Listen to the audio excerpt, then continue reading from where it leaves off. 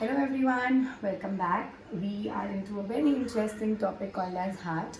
And I know external structure of heart बहुत bombarding हुआ था बहुत सारे वर्ड से, but I'm sure बहुत easy भी निकल गया होगा. नाम भी इतने डिफिकल्ट लगे नहीं होंगे. उनको सिर्फ 5-7 बार दिन में रटना है, बोलते जाना है, चलते फिरते बोलते जाना है. Practice of arteriosus of fetus, ligamentum arteriosum, left ventricle, right ventricle, interventricular, atrioventricular groove. बोलते रहो तो आप लोगों को याद हो जाएगा. Now we are stepping into the second part of the heart which is called the internal structure of heart. हमने बाहर से हार्ट कैसे दिखता है वो देख लिया. अब हम देखेंगे कि अंदर से हार्ट कैसे होता है. ठीक है, there are two things which I want to specify about the last video. Is वो मेरा लास्ट वो लिगामेंटम आर्टेरियोसम नहीं दिखा था, so please spare me an apology for this time. आप लोग प्लीज़ टेक्स्ट बुक में जाके वो ध्यान से देख लेना. लिगामेंटम आर्टेरियोसम, ये ब्लैक वाला part which was the remnant, मतलब बचा कुचा पार्ट ऑफ द फीटस में जो पार्ट था called as ductus arteriosis. And second thing I had to tell you is ये जो एओटा था, मैंने आप लोगों को बोला था ये 3 ब्रांचेस में डिवाइडेड है. Ascending aorta, descending aorta and systemic aorta या फिर एओटिक आर्क. ये further aortic arch 3 main arteries में डिवाइड होती है जिनको हम बोलते हैं brachiocephalic artery, brachiocephalic artery, left common carotid artery, left common carotid artery and subclavian artery. ये जो 3 है ना, ये 3 उनके नाम हैं. ये 3 ब्रांचेस यहीं पे हो जाती है और फिर उसमें से एओटिक आर्क की ऐसी 3 मेन आर्टरी निकलती है. Okay, this is all about last times जो छोटा मोटा कुछ बच गया था वो about external structure of heart. And let's begin with internal structure of heart. Internal structure of heart is divided into 2 parts, atrias and ventricles. As you can see, I have already written. Internal structure is divided into atrias and ventricles. Talking about atria, हम पहले atria का internal structure देखेंगे, उसके बाद हम ventricles पे आएंगे. Okay, so let's begin with atria first. हम सबको पता है that the upper 2 receiving chambers are called atriums, atrias या auricle. These are thin walled. As you all can see, ये लोग नॉर्मल वॉल है. ये सबसे थिक लग रहा है, ये सबसे थिन लग रहा है और ये नॉर्मल लग रहा है. So these are thin walled structures. क्योंकि इन लोगों को सिर्फ रिसीव करना है, कुछ ज़्यादा काम नहीं करना है, इसलिए इनकी वॉल्स इतनी थिक नहीं है. ठीक है, दीज आर रिसीविंग चेम्बर्स, हम सबको पता है. राइट एट्रियम में आता है deoxygenated blood as we know, and left atrium में आता है oxygenated blood as we already know. मैंने इसीलिए ब्लू कलर और रेड कलर में डिवाइड करके रखा है. Blue stands for deoxygenated blood and red stands for oxygenated, but blood का कलर रेड ही होता है. There is no blue colour, red colour. Okay, moving ahead, आपके राइट एट्रियम में हमने पहले ही डिस्कस कर लिया. हमारे 3 ओपनिंग्स होती है. ऊपर वाली opening is called superior vena कावा, नीचे वाली opening is called inferior vena cava and this opening is called coronary sinus. Coronary sinus interventricular septum के अंदर प्रेजेंट है. बहुत सारी कोरोनरी आर्टरीज और वेन्स जो बेसिकली पूरे हार्ट को ब्लड सप्लाई देती है. वो डीऑक्सीजनेटेड ब्लड वेन्स में से कैरी होके कोरोनरी वेन्स ओपन होती है एक ही ओपनिंग में called as coronary sinus. So total 3 opening present है राइट एट्रियम में, superior vena cava, inferior vena cava and coronary sinus. और लेफ्ट एट्रियम में 4 ओपनिंग्स प्रेजेंट है पल्मोनरी वेन्स की. वी ऑल नो जो ऑक्सीजनेटेड ब्लड कैरी कर रहा है. Okay, the entire section of 2 atrias, ये दोनों एट्रिया डिवाइडेड है एक दूसरे से by something called as inter atrium या फिर इंटर ऑरिक्यूलर, दोनों लिख सकते हो. इंटर एट्रियम या inter auricular septum, inter atrial septum, inter auricular septum या इंटर एट्रियम सेप्टम, तीनों लिख सकते हो. जैसे वेंट्रिकल्स इंटर वेंट्रिकुलर सेप्टम था, ये इंटर एट्रियल ऑरिक्यूलर सेप्टम है. Moving ahead, inter auricular septum 2 auricles को या 2 एट्रिया को डिवाइड करता है. डन. आप अगर इसको देखोगे तो superior vena cava is also called as pre caval and inferior vena cava is also called as post caval. Superior vena cava is also called as pre-caval and inferior vena cava is also called as post-caval. Blood अंदर जा रहा है, यहाँ से भी blood अंदर जा रहा है और यहाँ से भी ब्लड अंदर आ रहा है। आपका जो पोस्ट केवल का ओपनिंग है या फिर इंफीरियर वेना कावा का ओपनिंग है, जो बड़ा सा ब्लैक डॉट मैं बना रही हूँ, उसको हम बोलेंगे वाल्व अभी के लिए। ठीक है, तो आपके इंफीरियर वेना कावा के वाल्व जुड़े हुए हैं स्पेशल वाल्व से। मैं ब्लू में लिखती हूँ। Inferior vena cava is guarded by a special valve जिसको हम बोलते हैं यूस्टेशियन वाल्व। Eustachian valve. और आपका कोरोनरी साइनस भी गार्डेड है एक वाल्व से जिसको हम बोलेंगे थिबेशियन वाल्व। ठीक है, कोरोनरी साइनस भी गार्डेड है एक स्पेशल वाल्व से जिसको हम बोलेंगे थिबेशियन वाल्व। आपका सुपीरियर वेना कावा या फिर प्री केवल is not guarded by any valve. Simple है, ऊपर से नीचे आ रहा है, तो जब एट्रियास कॉन्ट्रैक्ट होंगे तो चांसेस बहुत कम होता है कि यहाँ से वापस नीचे चला जाए, ऊपर चला जाए। बट जब ये दोनों नीचे से ऊपर आ रहा है ब्लड, तो जब कॉन्ट्रैक्शन होता है तो देयर आर चांसेस कि ये ब्लड वापस इन ट्यूब्स में नीचे फ्लो हो सकता है। तो उसको प्रिवेंट होन करने के लिए, बैकफ्लो ऑफ ब्लड को प्रिवेंट करने के लिए पोस्ट केवल या inferior vena cava is guarded by Eustachian valve and coronary sinus is guarded by Thebesian valve. Again, pulmonary veins are not guarded by any valves. Automatically जब atrias contract होती है तो वो tube दब जाती है और ब्लड उसमें से क्रॉस होने में असफल रहता है। तो ये ऑटोमेटिकली कॉन्ट्रैक्शन पे प्रिवेंट करती है ब्लड फ्लो। ये भी ऑटोमेटिकली ऊपर से आने की वजह से प्रिवेंट करती है back flow of blood flow. But यहाँ पे बचाने के लिए, prevention of back flow of blood के लिए हमने दो वाल्व्स डाल के रखी है। इंफीरियर वेना कावा या पोस्ट केबल को हम बोलते हैं यूस्टेशियन वाल्व, प्लीज़ याद रखना, Eustachian valve. And coronary sinus के वाल्व को हम बोलते हैं थिबेशियन वाल्व। ओके, इसके अलावा अगर देखेंगे तो हमारे पास यहाँ पे है एक और ओपनिंग। ठीक है, यहाँ पे है हमारे पास एक और ओपनिंग। इस ओपनिंग को हम बोलेंगे अपेरचर्स, एट्रियो वेंट्रिकुलर अपेरचर्स। इन ओपनिंग को हम बोलेंगे एट्रियो वेंट्रिकुलर। अच्छा, एट्रियो वेंट्रिकुलर क्यों? क्योंकि एट्रियो और वेंट्रिकल एक दूसरे से डिवाइड होते हैं एट्रियो वेंट्रिकुलर ग्रूव या कोरोनरी सर्कस से। तो इसीलिए इनके पास जो प्रेजेंट है उनको हम बोलते हैं एट्रियो वेंट्रिकुलर अपेरचर्स। ये एट्रियो वेंट्रिकुलर अपेरचर्स में प्रेजेंट है स्पेशल वाल्व्स। ठीक है, जिसको बोलते हैं कस्पिड वाल्व्स। स्पेशल वाल्व्स जिसको हम बोलते हैं कस्पिड वाल्व्स। दीज वाल्व्स यहाँ पे आपको दिखेंगे 3 सेक्शंस में और यहाँ पे आपको दिखेंगे सिर्फ 2 सेक्शंस में। तो यहाँ पे जो वाल्व प्रेजेंट है इसको हम बोलेंगे ट्राइकस्पिड वाल्व, क्योंकि इसमें 3 फ्लैप्स हैं। इसलिए इसको कस्पिड वाल्व बोलते हैं। और यहाँ पे जो वाल्व दिखेगा उसको हम बोलेंगे बाइकस्पिड वाल्व, क्योंकि इसमें सिर्फ 2 फ्लैप है। ठीक है, tricuspid valve and bicuspid valve.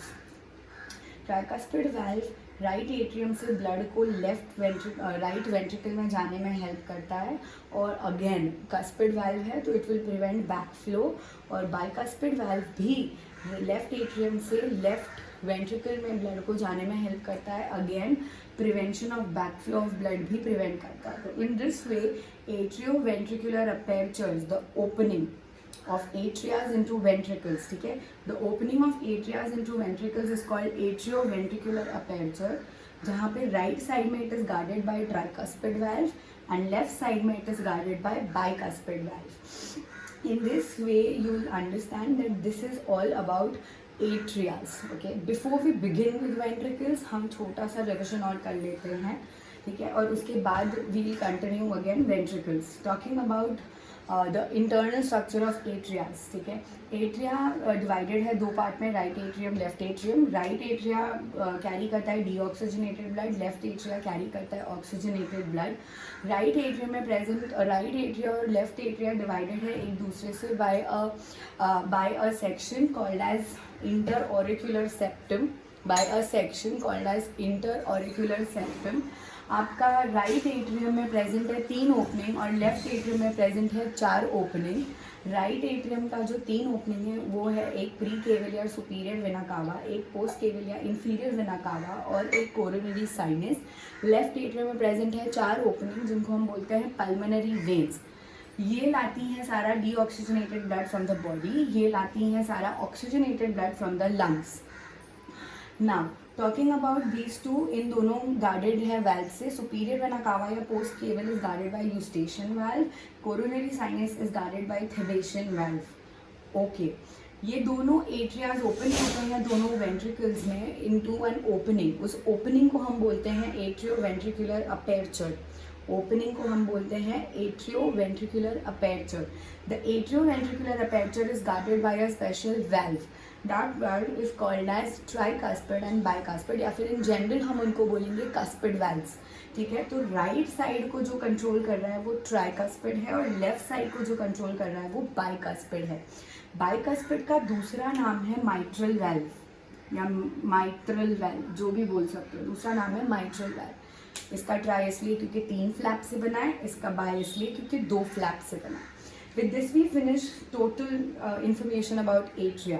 ठीक है, now what we are going to talk about is ventricles. ठीक है, हमने वेंट्रिकल काफ़ी कुछ ना, ये माइट्रल में थोड़ा सा निकाल रही हूँ। वेंट्रिकल्स हमने काफ़ी कुछ एक्सटर्नल स्ट्रक्चर में कर लिया है, but again we are going to talk about it in a little detail. Okay, this ventricle is called as right ventricle, as we all know, and this ventricle is called as left ventricle.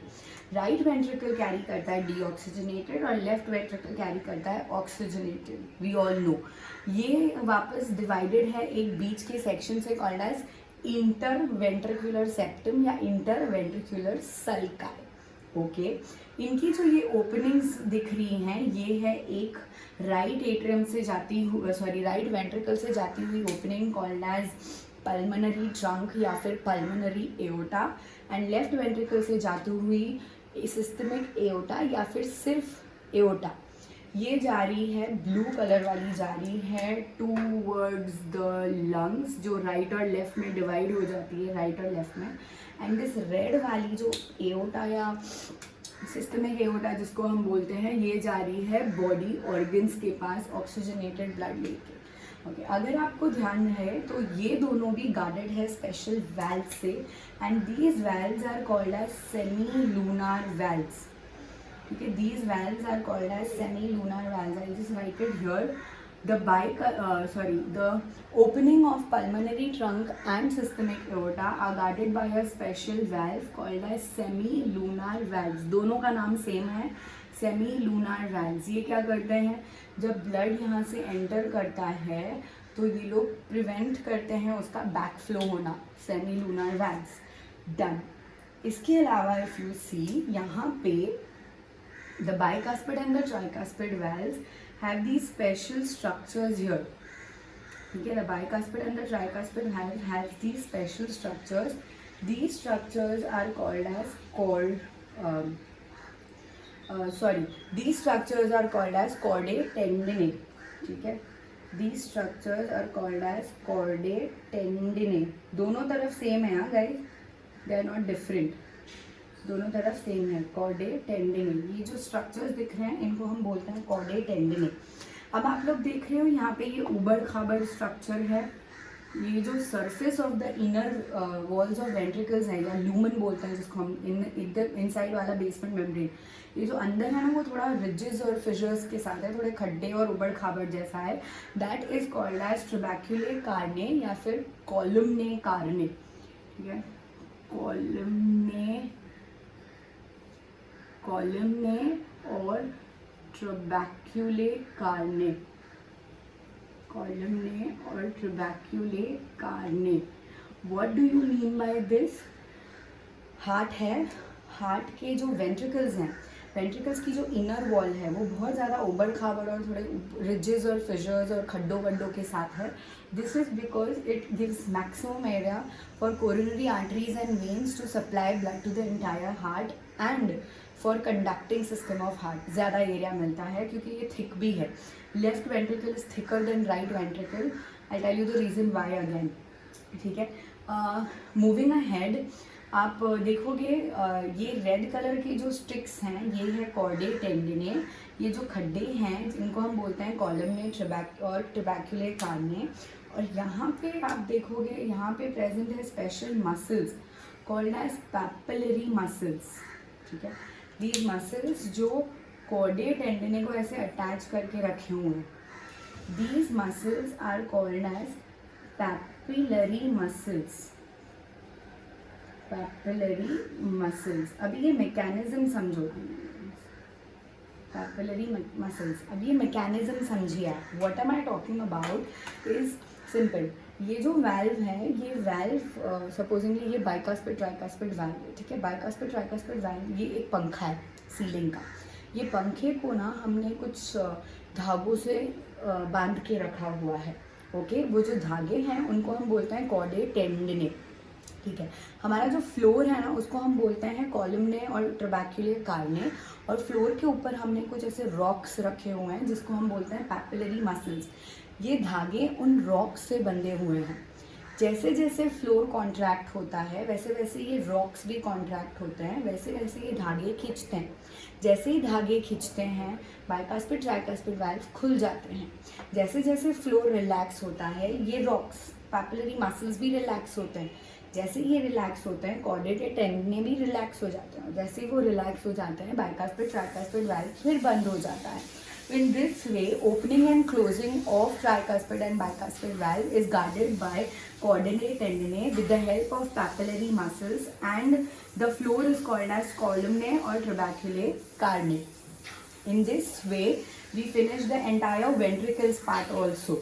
Now it's only one more thing left, and which is called as foramen ovale और fossa ovalis. जैसे यहाँ पे एक remnant था जिसको हम बोल रहे थे ligamentum arteriosum, which was ductus of arteriosus of foetus का रेमिनेंट, वैसे यहीं पे आपके कोरोनरी साइनस की ओपनिंग के पास ही यहाँ पे राइट एट्रियम के कॉर्नर में आपको एक दूसरा रेमिनेंट दिखेगा जिसको हम बोलते हैं रेमिनेंट, जिसको हम बोलते हैं फोसा ओवालिस, जिसको हम बोलते हैं फोसा ओवालिस.